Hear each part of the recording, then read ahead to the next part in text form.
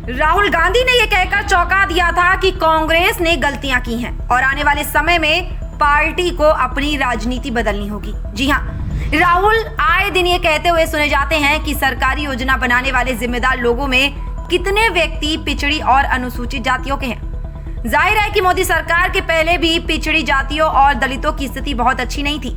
इसका मतलब है कि उन्हें अपनी पार्टी के सरकारों पर नाराजगी है, क्योंकि कांग्रेस सरकारें भी ऐसी व्यवस्था नहीं बना सकी जिसमें दलितों और पिछड़ों के लिए फैसले करने वाले जिम्मेदार लोगों में उनकी संख्या प्राप्त हो।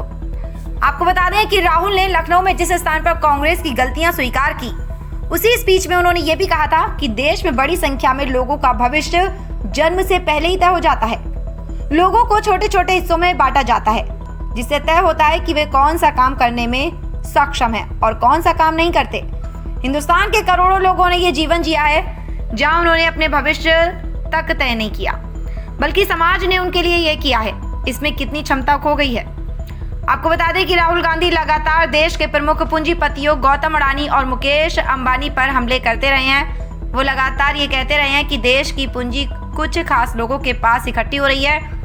राहुल कहते हैं कि कांग्रेस ने कुछ गलतियां की हैं। इसका मतलब हो सकता है कि राहुल गांधी को नरसिम्हा राव के पीएम रहते हुए किए गए आर्थिक उदारीकरण का मलाल हो।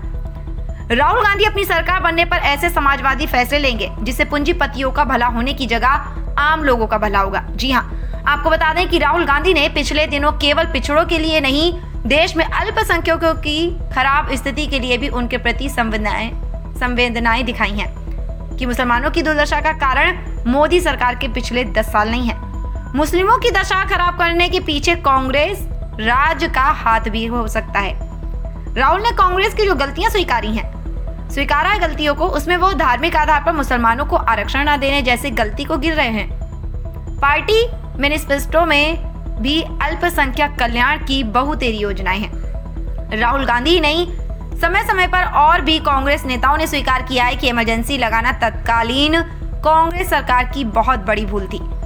उम्मीद की जानी चाहिए कि राहुल अगर सत्ता में आते हैं तो नागरिक अधिकार हमेशा बने रहे।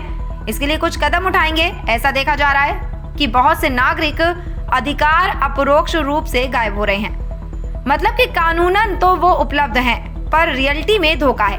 राहुल गांधी से उम्मीद होगी कि वो कुछ ऐसा करें कि नागरिक अधिकार का गारंटी मिले।